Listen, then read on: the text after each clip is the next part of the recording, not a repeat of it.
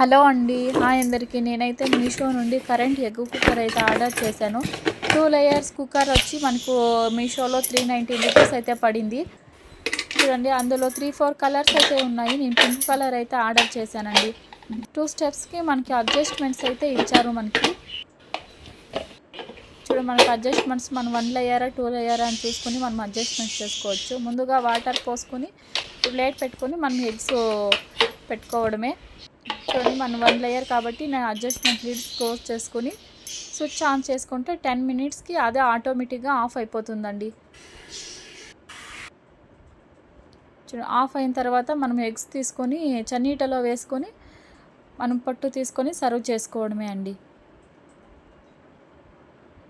నచ్చితే like and share subscribe చేసుకోండి please, మర్చిపోకండి.